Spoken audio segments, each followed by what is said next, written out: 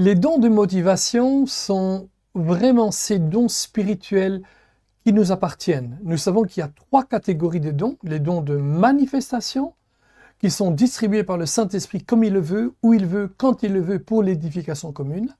Ensuite, il y a les dons de ministère, on les connaît bien, Éphésiens 4, apôtres, prophètes, évangélistes, pasteurs, enseignants. Et finalement, dans Romains 12, nous voyons les dons qui correspondent à 1 Pierre 4,10 qui dit qu'on a tous reçu un don spirituel.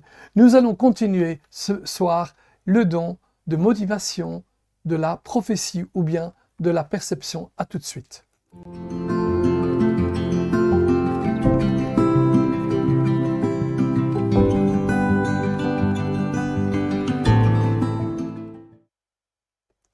Bienvenue à 30 minutes avec la parole de Dieu, afin que Christ soit formé en vous, ou jusqu'à ce que Christ soit formé en vous. En général, on trouve 5 façons différentes dont le don motivationnel de la prophétie affecte les autres. On l'a vu ça la dernière fois, je le répète simplement. Ce don corrige les gens en exposant leur motivation, révèle les motivations de leur cœur, provoque une conviction intérieure, fait prendre conscience de la présence de Dieu et conduit les gens à une certaine repentance quand celle-ci est nécessaire. Amen. Les lignes directrices pour le don de prophétie ou de perception, vous rappelez-vous, j'ai dit que je préfère le mot perception, pour peut-être pas non plus que ça monte à la tête, dire j'ai un don de prophétie, donc automatiquement je suis prophète. On n'est pas prophète parce qu'on a le don motivationnel de prophétie. Mais ce don a une ligne directrice que l'on trouve dans Romains 12, 9, qui dit que l'amour soit sans hypocrisie. On va le lire ensemble d'ailleurs. Hop là. Que l'amour soit sans hypocrisie. Ayez le mal en horreur, attachez-vous au bien des autres. Amen. Et on voit là 3 choses importantes. Aimer sans hypocrisie, abhorrer le mal et s'attacher au bien. Alors que la semaine passée, nous avons vu toute une série de raisons ou plus même de définitions sur ce don de motivation de prophétie, cette force motrice qui nous pousse à agir d'une telle ou telle manière. Ce soir, nous allons voir les caractéristiques de la personne qui a ce don de perception ou qui perçoit. Amen. Voyez-vous, connaître les caractéristiques d'une personne possédant ce don de motivation nous aidera à mieux la comprendre et aussi à mieux recevoir de sa personnalité. Rappelez-vous, nous sommes tous différents et tous nous appartenons au même corps. Et ce qu'il faut se rappeler, c'est que la plupart du temps, je ne veux pas être catégorique ou absolutiste, mais la plupart du temps, le don de motivation principal que nous avons correspond au plus à notre personnalité personnelle. Tu ne peux pas être quelqu'un d'autre. Je sais que tous, on aurait voulu être un Yonggi Cho, un Reinhard Bonnke. J'ai invité Reinhard Bonnke en 2005 ici à Lugano en Suisse et quel honneur de l'avoir reçu. C'était juste la première fois qu'il reprenait à prêcher, juste après son opération et sa convalescence du cancer de la prostate. C'était un honneur pour moi et je crois que c'était une joie pour lui de reprendre le flambeau, reprendre la prédication. Et je l'avais invité, il est venu, pour une petite église comme la mienne, il est venu, et ça a été un honneur. Alors bien sûr, j'ai permis à d'autres églises de la région de Lugano de travailler avec moi, et on avait une équipe de 9 églises ensemble, et c'était vraiment merveilleux, mais il est venu principalement parce que je l'avais invité. Et c'est pas parce que je l'ai invité que je veux être comme lui, chacun est différent, amen, et on doit se rappeler de cela. Donc, j'aimerais bien voir ensemble quelles sont les grandes caractéristiques de celui qui est le don de motivation. Peut-être tout d'abord, ce serait bien de revoir ensemble quelques versets qui sont importants. Tout d'abord, mettez-vous au service des autres selon le don que chacun a reçu. Rappelez-vous, les dons de manifestation dans 1 Corinthiens 12 sont importants pour l'édification du corps de Christ, mais ils sont distribués par le Saint-Esprit à qui il le veut, quand il le veut et pour l'utilité commune. Donc ces dons de manifestation ne nous appartiennent pas d'une manière intrinsèque. Certains de ces dons sont résidents avec ceux qui sont appelés les dons de ministère, apôtres, prophètes, évangélistes, pasteurs et enseignants. L'apôtre, par exemple, aura régulièrement le don des miracles, ou d'opérer des miracles, ou de guérison. L'évangéliste, principalement, aura les dons de guérison et peut-être même les dons de parole de connaissance qui s'accompagnent avec la guérison. Mais ces dons-là n'appartiennent pas au commun des chrétiens, au commun des mortels, j'allais dire, mais des chrétiens.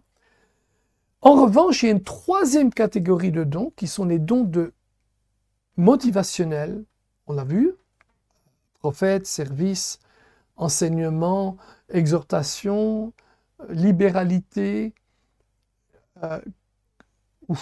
aidez-moi, administration et compassion.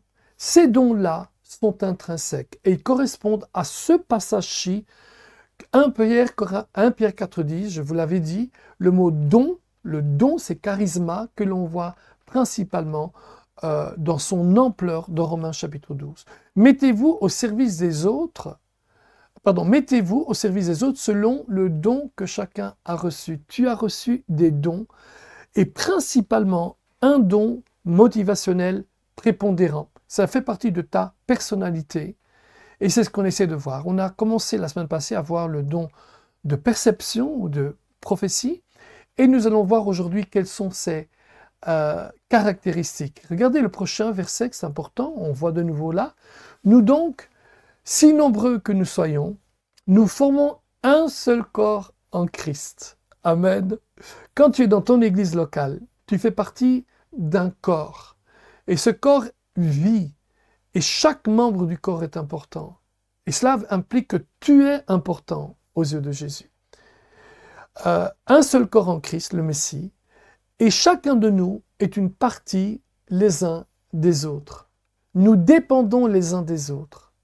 Ayant des dons ou des facultés, des talents, des qualités qui diffèrent selon la grâce qui nous a été donnée, employons-les, celui qui a le don de prophétie, qu'il prophétise selon la proportion de sa foi. Rappelez-vous, c'est toujours selon la proportion de notre foi. Amen. Alors donc, quelles sont les caractéristiques de celui qui agit, qui se meut dans le don motivationnel de prophétie? Rappelez-vous, on ne parle pas ici du don ministériel de prophète, mais celui qui prophétise. Amen. Et donc, il y a une perception. La première chose qu'on peut voir, c'est que s'exprimer fait partie de sa nature. On va le voir ensemble. Alors, rappelez-vous les trois catégories, dons de manifestation, dons de ministère et dons de motivation. On a vu que les dons de manifestation sont 3, dons de révélation, il y en a 3, dons de puissance, il y en a 3, et dons vocaux, il y en a 3. Ensuite, il y a les dons de ministère, on les connaît bien, apôtres, prophètes, évangélistes, pasteurs, enseignants. Et ensuite, les dons de motivation que je vous ai dit, perception, prophétie, service, enseignement, exhortation, organisation, libéralité, qui est générosité et compassion. Amen. Vous pouvez retourner bien sûr sur cette vidéo constamment et reste sur YouTube pour revoir cette catégorie-là. Si vous avez besoin, je peux vous l'envoyer aussi. Rappelez-vous ce que j'ai montré l'autre fois. Là, j'ai corrigé parce que la fois passée, je ne l'avais pas fait bien. Il manquait quelque chose, il manquait la compassion. Vous l'avez vu juste à gauche en bas. J'ai mis ici en bas. Hop là, ici en bas, j'ai mis entrailles qui est la compassion. Il y a la tête qui est l'organisation, les yeux, la perception, la bouche, l'enseignement, le cœur, la liberté. Vous savez, on dit qu'il a le cœur dans la main. Les poumons qui est l'exhortation et les mains qui sont le service. Amen. Waouh. Donc, on a vu qu'il y avait 5 façons différentes dont motivation de prophétie affecte les autres. Je vous les lis, je ne vais pas le relire 2 fois. Hein, ils sont là. Je regarde là parce que mon autre écran est là. Donc je regarde là, je regarde là, je regarde là, je regarde dans mes notes. Je regarde un peu partout, mais ça fait partie de l'enseignement. Un enseignant ne doit pas spécialement voir tout le monde constamment dans les yeux. Mais donc, quelles sont les caractéristiques de la personne qui perçoit? On a vu, s'exprimer fait partie de sa nature. Ceux qui possèdent le don motivationnel de la perception sont motivés pour exprimer leurs pensées et leurs idées verbalement, surtout lorsqu'il est question de bien et de mal. Ils n'ont aucun problème à bien exprimer ce qui est bien et bien exprimer ce qui est mal. Il n'y a pas de zone neutre avec eux. Donc si tu as le don de perception, tu es la personne qui déteste le concept d'une zone neutre. Ou bien c'est bien, ou bien c'est mal. Il n'y a pas beaucoup de choses entre les deux. Ça peut arriver, mais ce n'est pas vraiment ton point fort. Ton point fort, c'est dire, ça c'est bien, ça c'est mal. Ça c'est bien, ça c'est mal. Amen. Celui qui a le don de perception, à bord, déteste la malhonnêteté. Il est clair que celui qui a un don de perception, il y a quand même le mot prophétie, automatiquement tu te retrouves très proche du cœur de Dieu quant à la sainteté, quant à la clarté, quant à la transparence. C'est une chose qui est importante pour moi. Mon pasteur Silvano Lilli, qui est à Rome, qui a 83 ans maintenant, m'a toujours expliqué, lui et son épouse Rossana, de l'importance de la clarté, de la transparence et du respect.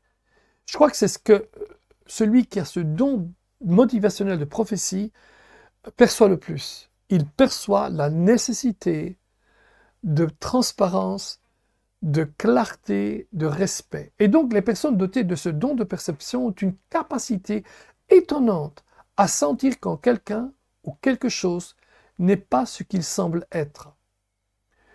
Ils réagissent durement à toute forme de tromperie et de malhonnêteté. On voit très bien ça dans Acte 5, lorsque Pierre voit Ananias et ensuite Saphira qui leur disent, voilà, on a vendu le terrain, voici le profit de la vente. Et Pierre ne peut pas accepter ça. Il sait que c'est faux. Et tu vois, c'est tellement important pour nous de réaliser cela. Celui qui a le don de perception ne peut pas accepter la malhonnêteté. Amen. Et donc, boum. Donc souvent, il s'afflige profondément des péchés, de l'indifférence, du manque de consécration des autres. Ils peuvent aller jusqu'à en pleurer intérieurement et même extérieurement. Ils pleureront lorsqu'ils verront quelqu'un impliqué dans un péché grave, parce qu'ils savent que le péché porte en lui les germes de la destruction. Cette perception des individus et des groupes est intuitive, sans avoir recours à une quelconque analyse extérieure. Ils considèrent les personnes ou les situations comme étant soit dans la volonté de Dieu, soit hors de la volonté de Dieu. Il n'y a pas de zone neutre pour eux. C'est un petit peu ce que Bob Dylan chantait dans une de ses chansons, « There's no neutral zone ». Il n'y a pas de zone neutre. Ils considèrent que tout est bien ou mal, approprié ou inapproprié. Vrai ou faux, parce qu'ils ne peuvent pas voir comment il peut y avoir quelque chose entre les deux. Rien ne doit se trouver entre les deux. Amen. J'en profite pour vous dire, on est presque à 1000 inscrits. Il ne me reste plus que 10 personnes. Seras-tu une de ces 10 personnes? Ça serait tellement bien que tu t'inscrives maintenant. Vous savez, plus on s'inscrit, plus YouTube propage ces vidéos. C'est pas pour me faire connaître. Je crois qu'après 45 ans de ministère, avoir prêché dans 45 pays, des centaines de fois, dans des centaines d'églises et des dizaines et des dizaines de conférences, je pense pas que j'ai besoin d'être populaire, ça m'intéresse pas. Mais ce qui m'intéresse, c'est que les messages que je donne, pour lesquels je me prépare énormément, puissent être propagés. Parce que je sais que beaucoup de gens ont besoin de cela. Et je vous le dis honnêtement, c'est un héritage que je vais laisser. Parce que dans 30 ans, j'ai bien dit dans 30 ans, pas avant, 35 ans peut-être même, en fait, je me donne encore 43 ans à vivre. J'ai décidé de vivre jusqu'à 103 ans. Et ensuite, on verra, j'en parlerai avec le Seigneur. Mais j'espère que dans 103 ans, j'aurai laissé des milliers de vidéos derrière moi, d'encouragement, de mentoring, de formation. Je forme chaque année des milliers de gens et je m'attends à en former encore plus dans le cours des années. Et j'espère que je veux laisser derrière moi un bagage de formation jusqu'à ce que Christ soit formé en vous. Ainsi, s'il vous plaît, inscrivez-vous et inscrivez d'autres gens. Amen. Une troisième chose de celui qui a le don de perception, c'est qu'il déteste l'injustice. Arc. Les personnes avec ce don ont tendance à couper les ponts avec ceux qui pratiquent l'injustice, avec les hypocrites et ceux qui se comportent mal. Honnêtement, ça m'est arrivé. Alors, mon pasteur, Sylvain Oli, et comme moi, je le crois qu'on est tous les deux, c'est que nous ne coupons jamais les ponts. Nous croyons beaucoup dans les relations. Mais, parce que nous nécessitons, parce que nous exigeons, mais c'est clair dès le début, nous exigeons clarté, transparence et respect. En général, ce sont les autres qui s'éloignent de nous. Mais tant que les autres sont là avec nous, nous croyons qu'il y a toujours une manière de rester ensemble. Mais croyez-moi, si vous ne voulez pas marcher dans la clarté, dans le respect, dans la transparence, tôt ou tard, c'est vous qui allez vous éloigner de moi. Mais moi, je ne m'éloigne pas de vous. Mais il y a une chose que je ne peux pas faire, c'est de travailler avec des hypocrites. La Bible dit d'ailleurs, est-ce que deux peuvent marcher ensemble sans être d'accord dans Amos? S'ils peuvent, ils aimeraient lancer des avertissements, comme Jacques et Jean, qui voulaient ordonner au feu du ciel de consumer les Samaritains qui n'avaient pas correctement accueilli Jésus. Ils ont des opinions et des convictions sur tout et ont tendance à ne pas toujours présenter leurs opinions avec douceur. Là, c'est peut-être là où moi je suis différent. Moi, je crois beaucoup dans la douceur. Moïse était un vrai prophète, mais la Bible dit qu'il était le plus doux. Je crois que c'est important de ne pas faire, je vous l'ai averti la fois passée, de ne pas user ce don de perception de prophète comme prétexte pour être dur, pour être intransigeant. On peut être intransigeant et doux. Amen. Mais on ne doit pas justifier une arrogance par cela. Amen. Ensuite, il s'implique sans réserve. Oui, ça c'est une autre caractéristique. Lorsque quelqu'un qui perçoit s'engage dans une formation, il s'y implique de tout son cœur. Dans le cas de son engagement, il réagit rapidement aux situations et aux opportunités, comme Pierre dans Matthieu 14:1, aux situations et aux opportunités. On voit dans 14:28 aussi, les percepteurs, enfin percepteur c'est pas un bon mot, mais celui qui perçoit reconnaît l'importance de l'obéissance et a le désir d'obéir à Dieu à tout prix. Ensuite, il est loyal envers la vérité. Waouh, croyez-moi, entre vous et la vérité, c'est la vérité qui remporte dans leur vie. Leur priorité va toujours avec la vérité de la parole de Dieu. Voyez-vous, les personnes qui perçoivent les choses sont fidèles à la vérité, même si cela implique de couper les ponts, comme on l'a dit auparavant, comme Jésus l'a enseigné dans Jean 6. Rappelez-vous, un certain moment, il est dur, et beaucoup de disciples partent, et Jean 6, 66, il est dit, et qu'un nombreux d'entre eux sont partis. Et comme ils sont partis parce qu'il était trop dur, Jésus dit à leurs 12, « Et vous, ne voulez-vous pas aussi ?» Ah ben on va le lire ensemble. Qu'est-ce que vous pensez? Trouvez-vous pas qu'il faut le lire? On va le lire ensemble. Parce que c'est tellement dur ce qui se passe ici, mais ça fait partie de la vie de Jésus. Il dit, Jésus leur dit aux 12, « Et vous, ne voulez-vous pas aussi vous en aller ?» Moi, je crois, j'ai l'impression que quand on lit le contexte, il me semble que Jésus n'est pas offensé, mais il est affecté. Il a un message, c'est le message de la parole, et les gens s'en vont. Croyez-moi, mes amis, le message de la parole n'est pas toujours populaire. Et beaucoup trop de ces grandes églises, méga-églises, prêchent un message populaire, mais pas spécialement un message de disciples. La Bible dit que beaucoup de disciples sont partis. Et mon objectif, ce n'est pas d'avoir une popularité. Mon objectif, c'est de faire des disciples. Encore hier, on m'a contacté pour me demander si je pouvais être leur mentor. Et je suis mentor de plusieurs protégés un peu partout dans le monde francophone et italophone. Et je crois que c'est important de comprendre cela. Mais pour être mentor de quelqu'un, il faut pouvoir parler avec clarté, transparence et respect, mais aussi avec clarté. Il faut pouvoir dire les choses telles qu'elles sont. Et donc Jésus, c'est ce qu'il a fait. Et puis il se rend compte que beaucoup de gens s'en vont. Probablement, il est étonné. Il dit, et vous? Voulez-vous aussi, ne voulez-vous pas aussi vous en aller? Et Simon-Pierre répondit, Seigneur, à qui ou vers qui irions-nous? Tu as les paroles de la vie éternelle. Rappelez-vous, votre mentor, s'il parle la parole de Dieu, s'il prêche la parole de Dieu, a les paroles de la vie éternelle. Et le verset 69 dit, et nous croyons et nous savons que tu es le Messie, le Fils du Dieu vivant. Ouh, Alléluia. Amen. Pour cette raison, ils aiment prendre du temps à bien étudier la Bible, la parole, parce qu'elle constitue la base de la vérité, de la foi, de l'action et de leur autorité. Écoutez-moi bien, la parole nous pousse vers l'action. La foi est une foi en action. Amen. Ensuite, on va encore plus loin. Celui qui a le don de perception souffre pour le bien. Quelque part, celui qui a le don de perception de prophète a une capacité à se martyriser, dans le sens de vraiment se donner jusqu'à en souffrir personnellement. Souffrir parce qu'on lui coupe les ponts, parce qu'il n'est pas populaire et tout. Elles sont prêtes à souffrir lorsqu'il s'agit de défendre la vérité ou de faire ce qui est juste.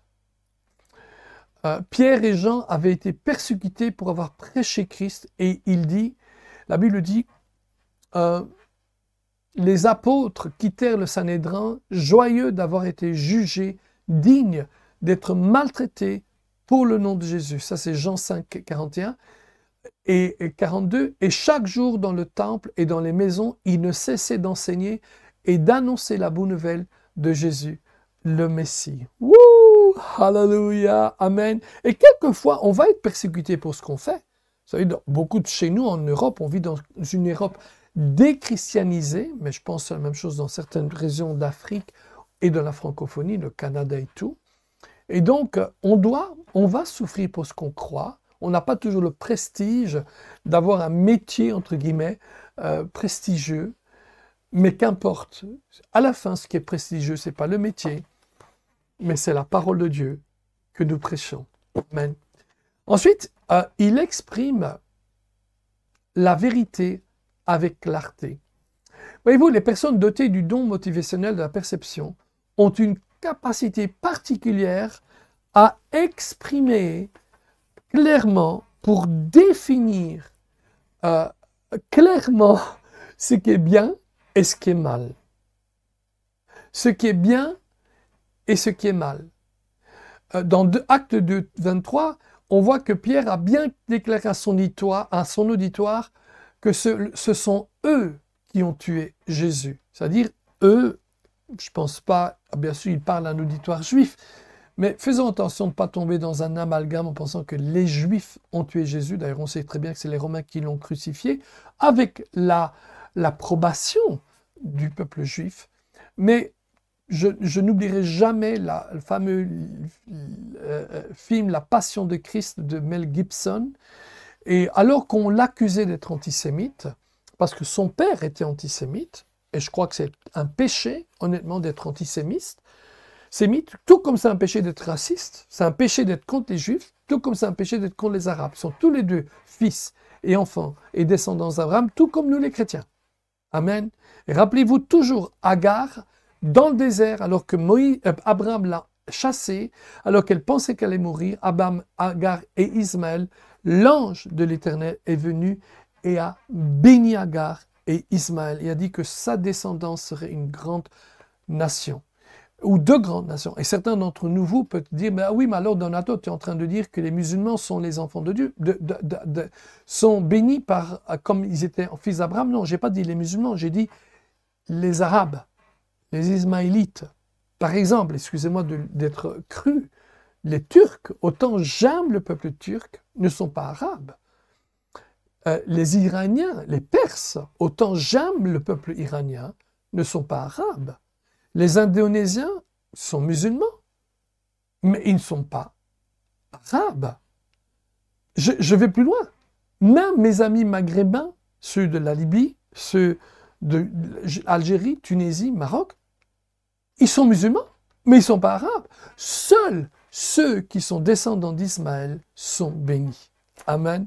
Pas ceux qui sont descendants d'une religion, mais descendants d'Abraham et d'Ismaël. Ceux-là sont bénis. Et j'ai un grand espérance, un grand espoir, une grande espérance qu'un jour, non seulement les Ismaélites, donc les enfants naturels, la descendance naturelle d'Abraham avec les Juifs seront bénis et deviendront chrétiens, mais j'ai aussi une grande assurance que tôt ou tard, même tout le monde musulman un jour puisse entendre la vérité sur la parole de Jésus-Christ. Amen.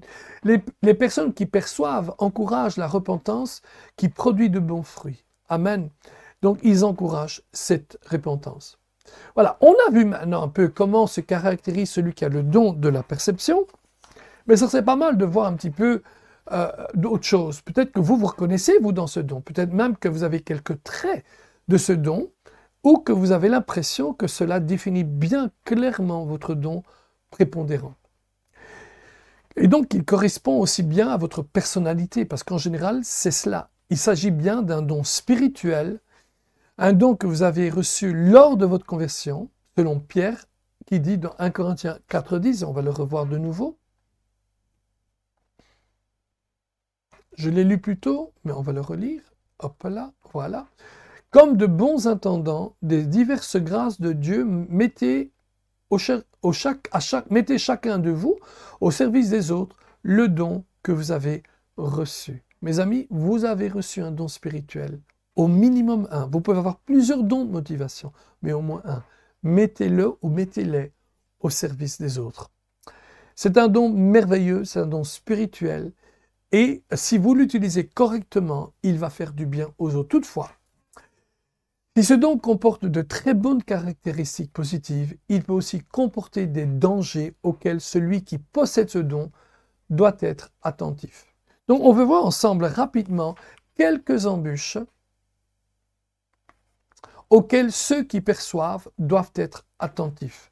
Dis-le à ton voisin, si tu n'es pas seul à écouter cette vidéo, dis-le à ton voisin, attention, il y a des embûches auxquelles toi et moi, nous devons être attentif. Amen. Alors, à quoi celui qui a le don de perception doit être attentif? Mais tout d'abord, il doit faire attention parce qu'il a tendance à se faire des idées rapides, avoir une conclusion rapide. Il a tendance à porter des jugements rapides sur ce qu'il voit et entend. Et ces personnes ont également tendance à exprimer leur opinion avant même que les autres ne parlent. On voit d'ailleurs que Pierre est un de ces personnages-là. Il est souvent impétueux avant même que l'on parle. Déjà, il dit des choses et on sait très bien que ce n'est pas ce qu'il faut faire. Donc, on doit faire attention à cela. Une deuxième chose qu'on voit, c'est celui qui a le don de perception a tendance à dénoncer sans restaurer. Le souci premier de celui qui perçoit est d'arrêter la propagation du mal, et cela tend à l'amener à exposer un péché plutôt qu'à restaurer la personne. Attention, dans la Bible, il y a une différence entre restaurer et discipline. La discipline tend vers la restauration. Sinon, ce n'est pas de la restauration, c'est de la condamnation. Et on ne peut pas condamner les gens. Parce que celui qui perçoit est franc, direct, et ne mâche pas ses mots, il attire souvent des ennuis et des problèmes. Ensuite, il tire des conclusions erronées. Vu qu'il a une intuition intrinsèque, il pense que tout ce qu'il pense est juste. Mais rappelez-vous, même celui qui a le don de manifestation, de prophétie, son don doit être soumis à d'autres qui jugeront sa prophétie, mais il y a une autorité derrière, c'est le Saint-Esprit. Alors imaginez-vous, celui qui a le don de motivation n'a aucune autorité derrière, sinon son intuition, et ça ne suffit pas. Amen. Donc il a tendance à tirer des conclusions à partir de quelques faits connus, et a tendance à chercher des preuves pour confirmer ses idées, quitte à utiliser des techniques psychologiques de manipulation. Les personnes convaincues que leurs opinions sont justes, et le sont le plus souvent bien sûr, peuvent être intolérantes à l'égard des autres. Ensuite, ils réagissent avec dureté. Lorsque quelqu'un qui perçoit avoir un péché, il a tendance à le dénoncer si fortement que sa dénonciation détruit au lieu de restaurer. Il a tendance à s'attendre à une repentance immédiate, que sa réprimande était faite avec amour ou qu'elle était même faite, ou même qu'elle était tout exacte. Cette personne qui perçoit a tendance à juger et à être brutale. Et donc, il a parfois tendance même, difficile, à encourager quelqu'un. Un autre point, c'est qu'il n'arrive pas souvent à pardonner. Il sait ce qu'il a vu, il sait ce qu'il a compris son intuition, et il a difficile, une fois qu'il a dit quelque chose à quelqu'un, de pardonner le péché. Voyez-vous, il a difficile à séparer péché et pécheur. Nous enseignons que Dieu déteste le péché, mais il aime le pécheur. Et donc cet homme-là a tendance à rejeter tous les deux, avec la même vigueur. Et ceux qui entendent sa dureté sont susceptibles d'interpréter ses dénonciations comme des tirades de colère. Waouh! Et remarquons que Pierre nous donne vraiment un équilibre ici entre la vérité et l'amour. Et finalement, on peut encore aller plus loin, j'ai encore 2 points, il y a un manque de tact.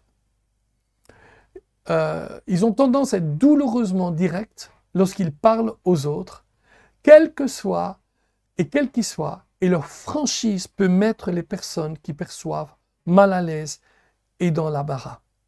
Et donc ceux qui perçoivent peuvent se montrer pressantes lorsqu'ils essayent d'amener les autres à mûrir spirituellement. Et finalement, c'est dommage, mais ils ont tendance aussi à camper sur le négatif. Vous ne devez pas camper sur le négatif. Ils ont tendance à tout définir comme étant bon ou mauvais, c'est ce qu'on a dit. Et une fois qu'elles ont étiqueté une personne ou une activité, ces personnes et ces activités sont considérées comme bonnes ou mauvaises. Et ça, on ne peut pas le faire. On ne doit jamais oublier cela. On est là pour les uns et pour les autres et pas pour le mal. Amen. Il ne faut jamais oublier que tout chrétien, qu'ils agissent avec le don de motivationnel, de perception ou autre, est censé de préférer de proférer la vérité avec amour. Toute lacune à cet égard pourrait les disqualifier devant Dieu et devant les autres. Tout le monde peut se tromper, et seul en marchant dans l'amour, celui qui perçoit les choses pourra aider quelqu'un et même les restaurer. Amen. Dans un sens, comprendre ces caractéristiques positives et négatives de celui qui possède le don de motivation, de perception, aide les autres à mieux comprendre ces personnes. On comprend plus facilement pourquoi il ou elle se comporte de telle ou telle manière, pourquoi peut-être tu te comportes de telle manière si c'est ton don prépondérant, pourquoi la personne peut être quelquefois abrupte dans son comportement et dans son jugement, dans sa vision des choses, mais on comprend aussi pourquoi cette personne aime tellement la vérité, les choses de Dieu et son désir de voir ce qui est juste triompher.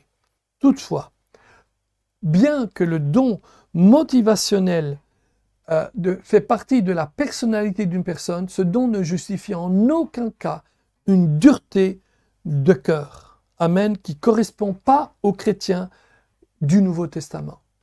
Trop souvent, une personne se réfugiera derrière ce don, disant qu'elle n'y peut rien. C'est son don motivationnel, certes, mais rappelons-nous toujours que lorsque Jacques et Jean ont voulu faire descendre le feu du ciel sur les Samaritains, Jésus leur dit « Vous ne savez pas de quel esprit vous êtes animés. » En d'autres mots, à force de vouloir percevoir, analyser les autres, ils ont perdu toute vigilance à leur égard et ne se sont pas rendus compte d'avoir été inspirés, voire manipulés par des esprits mauvais. La vigilance est de norme lorsqu'on utilise les dons motivationnels. On peut voir quelques exemples bibliques de personnes ayant ce don de motivation, même si certains étaient des ministres même de l'Évangile. On peut voir ça dans Jean-Baptiste, dans Matthieu 21, Luc, etc., Anne, Marie, Ananias, Osée, Jérémie, Isaïe, Jonas, etc. Amen. Résumons un petit peu ce don. Hop là. Nous pouvons résumer comme ceci. Celui qui a le don de perception exprime verbalement ses pensées et ses idées, en particulier le bien et le mal. Il a tendance à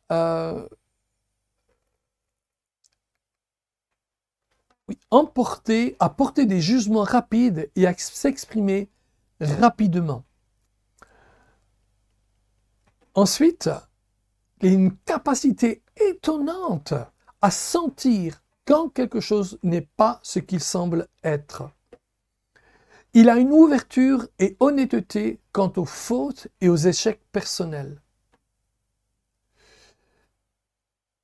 Il a une tendance à l'impulsivité, à être directement direct, douloureusement direct, peu ou pas d'amitié proche à cause de cela.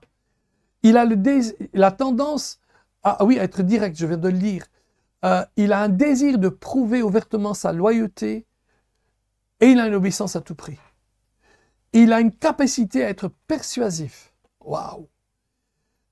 Il agit avec audace sur les principes spirituels. Il est très persuasif dans sa façon de parler. Il s'afflige profondément des péchés d'autrui. Waouh! Et il encourage fortement la croissance spirituelle des groupes ou des individus. Waouh! Il est souvent appelé à l'intercession. Il tend à être dur. Il a des normes personnelles très strictes. Et donc, je me pose la question si tu te reconnais dans ce don. Lors du test dont tu trouveras le lien sur la description de cette vidéo, as-tu remarqué une forte tendance vers ce don lors de ta conclusion, lorsque tu as ajouté tous les chiffres ensemble? Si tu penses que ce don est un des dons prépondérants que tu possèdes, je veux t'encourager à ne pas te décourager. Nous avons en effet vu toute une série d'embûches négatives qui accompagnent ce don, souvent, mais cela ne doit pas être ainsi. Tu peux apprendre à être équilibré, à marcher dans l'amour et à suivre les injonctions de Paul qui nous ordonne de proférer la vérité dans l'amour. Alors la clé pour ne pas te laisser emporter par ces embûches est de laisser l'amour de Dieu que tu as reçu par le Saint-Esprit lors de la nouvelle naissance de régner dans ton cœur. C'est ce qu'il dit ici, hein, regardez. Or, cette espérance ne trompe pas parce que l'amour de Dieu est déversé dans notre cœur par le Saint-Esprit qui nous a été donné. Amen. Cet amour, c'est l'amour agapé, c'est l'amour parfait, c'est l'amour même de Dieu qui a été versé en nous, en toi, dans ton esprit et qui fait que sa nature divine coule en toi pour pouvoir aimer comme Jésus a aimé. Waouh! Jésus avait dit, voici le nouveau commandement que je vous donne, que vous vous aimiez les uns les autres, pas comme vous-même, mais comme je vous aimais, dit Jésus. Amen. Ainsi, si tu marches dans l'amour, tu pourras développer de manière équilibrée ce merveilleux don motivationnel de perception et tu seras une grande bénédiction pour le corps de Christ. Amen, amen. Alors je vous remercie beaucoup, je te remercie beaucoup de m'avoir écouté. Rappelle-toi si c'est possible, je m'inscris, peut-être que ce soir nous serons 1000 et pas simplement 900 90 et en 990 pour mes amis belges. Je suis belge, donc je peux parler en vrai belge, même les Suisses, puisque je vis en Suisse. Mais ça me fait tellement plaisir parce que ça montre aussi que vous appréciez ces enseignements et je peux vous assurer, ils seront là pour vous. Je continuerai à vous donner d'autres choses. On conclut ici le don motivationnel de la prophétie. La prochaine fois, nous verrons le don motivationnel de l'enseignement, deux parties encore. Sois béni à nouveau, wow, jusqu'à ce que Christ soit formé en vous. À bientôt.